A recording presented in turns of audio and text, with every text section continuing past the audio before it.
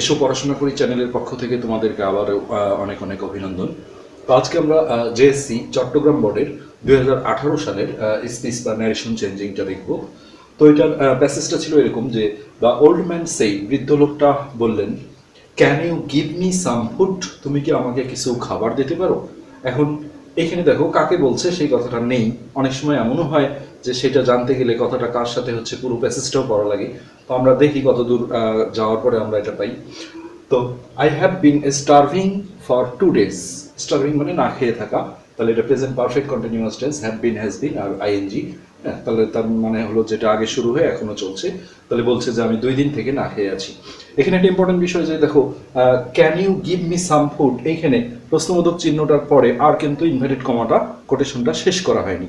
তখনই আমাকে বুঝে নিতে হবে, এই ধরনের বাক্য আমরা এর আগেও করেছি, যে এইটা ঠিক যার কথা এই পরের বাক্যটাও সেই ব্যক্তিরই কথা, যেহেতু ওখানে ইনভার্টেড কমা শেষ হয়নি, অথবা এখানে আবার ইনভার্টেড কমাটা শুরু হয়নি, এইখানে এসে একবারে কোটেশনটা শেষ হয়েছে। সো এই বাক্যটা দুটোই কিন্তু ওল্ড ম্যানের কথা। আচ্ছা, এখন আমরা জানি না কার সাথে কথা হচ্ছে, এইখানে এসে পেলাম দ্য মেইড সেইড। মেইড মানে আমরা যেটা চাকরানি বলি, মানে চাকরের স্ত্রীলিঙ্গ আর কি, মানে মেয়ে সার্ভেন্ট আর কি। সো এটা যে মেয়ে সেটাও বুঝতে হবে, তাহলে আমরা ওখানে শিটি ইউজ করতে হবে, বিষয় আছে। দ্য মেইড সেইড, তাহলে ওই চাকরানিটা বললো, হোয়াই ডু ইউ বেক, তুমি কেন ভিক্ষা করো? তারপরে এখানে ওই একই বিষয় দেখো, ইনভার্টেড কমাটা এখানে কিন্তু শেষ করেনি, এখানে শুরু করছে কিন্তু এখানে শেষ করেনি। তখনই বুঝতে হবে এই বাক্যটাও এই একই ব্যক্তির, অর্থাৎ ক্যান নট ইউ ওয়ার্ক, তুমি কি কাজ করতে পারো না? এটাই বলছে যে তুমি ভিক্ষা করো কেন, কাজ করতে পারো না? তো আমরা এটা এখন ইনডাইরেক্ট করব। প্রথমে তোমরা এর আগেও দেখেছো যে একটা একটা করে বাক্যই নিতে হয়, তো আমরা একদম এইখান থেকে শুরু করে এই পর্যন্ত বাক্যটা আগে সলভ করে ফেলি। তো অ্যান্সারে যেটা হচ্ছে, বাক্যটা ইন্টারোগেটিভ যেহেতু প্রশ্নবোধক চিহ্ন আছে, সো আমরা রিপোর্টিং ভার্বটা আস্কড করে দেব। তাহলে দা ওল্ড ম্যান, এটাকে আস্কড করে দিলাম, আস্কড। আচ্ছা, এখন টোল্ড আর আস্কড এই দুইটা জিনিসের পরে আসলে অবজেক্ট না দিলে ভালো লাগে না, সো অবজেক্ট আমরা ইউজ করব। হ্যাঁ, তা এখানে আমরা দেখি কাকে কথা বলতেছিল, ওই মেইডের সাথে। তাহলে the old man asked the maid, এটা সবসময় মেনটেন করবো, আস্কডের পরে অবজেক্ট দিবা একটা। হ্যাঁ, আস্কড দা মেইড।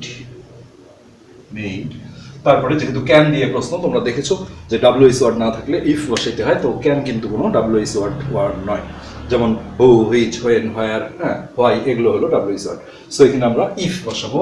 হ্যাঁ, আস্কড দ্য মেইড ইফ তাহলে ক্যান ইউ, যখন বৃদ্ধ লোকটা সার্ভেন্টকে বলেছিল তুমি, তাহলে এখন আমরা কি বলবো, সে। এবং সেটা যেহেতু মহিলা, মেইড মানে আগেই বললাম যে মেয়ে চাকরানি, সো এখানে শি ইউজ করতে হবে, হি দিলে কিন্তু কাটা যাবে। তাহলে ইফ শি, আর ক্যান থাকলে আমরা জানি কুড বসাইতে হয়, তাহলে ইফ শি কুড, আর কুডের পরে গিভটা গিভেই থাকবে, প্রেজেন্ট ফর্মেই থাকবে। এখন এইখানে বৃদ্ধ লোকটা বলছিল আমাকে, এখন আমরা কি বলবো, তাকে। যেহেতু এটা ছেলে তাহলে হিম, মেয়ে হলে হতো হার, এই কুড গিভ হিম। আর সাম ফুডের কোনো পরিবর্তন হবে না, ওটা ওইভাবেই থাকলো। দিয়ে আমরা শেষে ফুল স্টপ দিয়ে দিলাম। সো একটা বাক্য কিন্তু আমরা ফুললি কমপ্লিট করে ফেললাম। আচ্ছা, এবার আমরা দ্বিতীয় বাক্যটা দেখি, এই যে এটা, I have been starving for 2 days। এটা আগেই বললাম, যেহেতু এখানে ইনভার্টেড কমা শেষ হয়নি, সো বুঝে নিতে হবে, হ্যাঁ, বা এখানেও দেখো শুরু হয়নি, যে এই বাক্যটাও তাহলে ওই ওল্ড ম্যানেরই। তো আমরা আবার সাজিয়ে লিখি। এখন এইটা আগে দেখতে হয় কি ধরনের সেন্টেন্স, যে প্রশ্নবোধক কিনা। আগেরটা যখন প্রশ্নবোধক ছিল, আস্কড করেছি, সেই নিয়মে দ্যাট দেইনি, অনেক কিছু বিষয়। তো এটা যেহেতু অ্যাসার্টিভ সেন্টেন্স দেখলেই বোঝা যায়, একদম সুন্দর গঠনে থাকে, টেন্সের গঠনে সাবজেক্ট থাকে, অক্সিলারি ভার্ব থাকে, দেখলেই বোঝা যায় কিন্তু।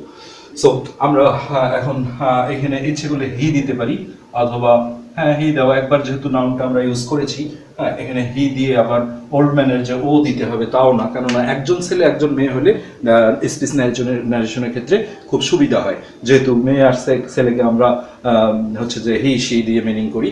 সো এখানে হি দিলে বুঝিয়ে নিতে হবে যে এটা বৃদ্ধ লোককে মিনিং করা হয়েছে। তাহলে হি যেহেতু অ্যাসার্টিভ সেন্টেন্স, তাহলে এখানে এর আগেও বলেছিলাম যে অ্যাসার্টিভ সেন্টেন্সগুলোতে আমরা আসলে সুটার ডিটাচ ন্যারেশনের ক্ষেত্রে যখন প্যাসেজ ছাড়া থাকে, যেটা আগের ভিডিওগুলোতে আমরা দেখিয়েছি, সেক্ষেত্রে বলা হতো যে অবজেক্ট থাকলে টোল ব্যবহার করাটা উত্তম অ্যাসার্টিভ সেন্টেন্সে, সেইটের জায়গাটা। কিন্তু এর আগে আমি বলেছি প্যাসেজ ন্যারেশনের ক্ষেত্রে আমরা অ্যাসার্টিভ সেন্টেন্সগুলো যতটা পারি সেট দিয়ে করবো, কারণ সেট দিলে অবজেক্ট না দিলেও হয়, টোল দিলে কিন্তু আবার কাকে বললো সেটা দিতে হবে। সো আমরা এই জায়গাগুলো প্যাসেজ ন্যারেশনের ক্ষেত্রে অ্যাসার্টিভ সেন্টেন্সগুলো সেট দিয়ে সরাসরি দ্যাটটা বসায় দিতে পারি, খুব ইজিলি হয়। আর যদি টোল ডানো, তাহলে যেটা হবে যে হি টোল্ড হারের জায়গা আবার মেইডের বা না দিলেও হবে, যেহেতু একজন ছেলে একজন মেয়ে। তাই হোক, ওই যে হারটা দিতে হলো অবজেক্টটা, ওইটা একটা বাড়তি সমস্যা। হ্যাঁ, এই জন্য আমরা টোল্ডটা প্যাসেজ ন্যারেশনের ক্ষেত্রে কমেন্স ইউজ করবো। হ্যাঁ, তাহলে যদি প্রথম বাক্য হয় তাহলে টোল্ড দিয়ে কাকে বললো সেটা বলতে হবে, আর নেক্সটে পরবর্তীতে আসলে সেইড ইউজ করাটাই অ্যাসার্টিভের সুবিধা হয়। হি সেইড দ্যাট হলো, এখন এই আইটা হলো বৃদ্ধ লোকটা, তাহলে হি। আর দেখো এটা প্রেজেন্ট পারফেক্ট কন্টিনিউয়াস টেন্সে আছে, অর্থাৎ হ্যাভ বিন হ্যাজ বিন, তাহলে এটা করতে হবে পাস্ট পারফেক্ট কন্টিনিউয়াস অর্থাৎ হ্যাড বিন। তাহলে হি হ্যাড বিন আইএনজিটা থাকবেই। স্টারভিং, স্টারভিং মানে ক্ষুধার্ত বা না খেয়ে থাকা এরকম আর কি। হ্যাঁ, হি হ্যাড বিন স্টারভিং, এটা ঠিকই থাকবে ফর 2 days, 2 দিন থেকে, ফর 2 days। সো আমরা এইটুকু কমপ্লিট করে ফেললাম। এখন ওই মহিলা চাকরানি মেইড সেইড বললো যে হোয়াই ডু ইউ বেক, তুমি কেন ভিক্ষা করো।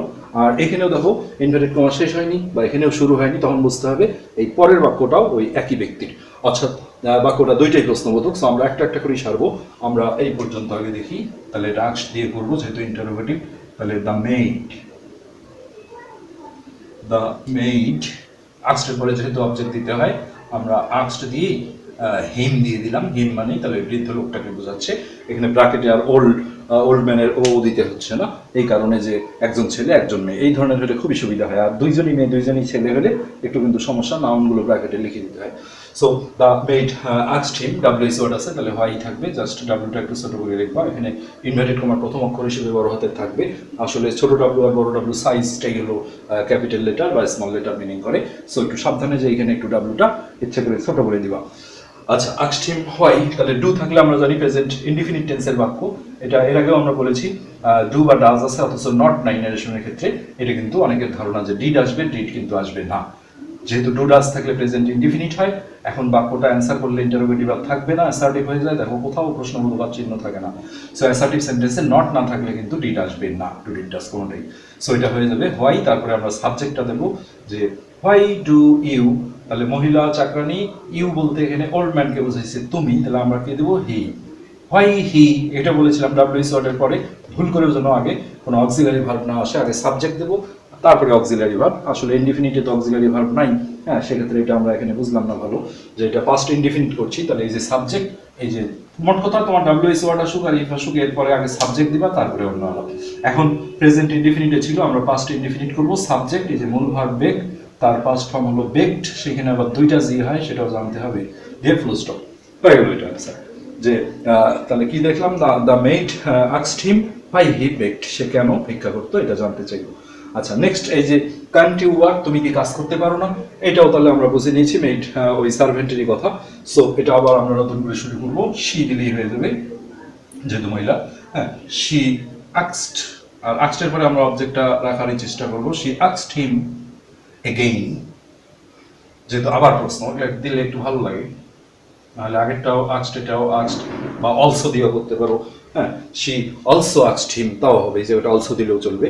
আর আমরা এগেইন দিলাম, শি আস্কড হিম এগেইন।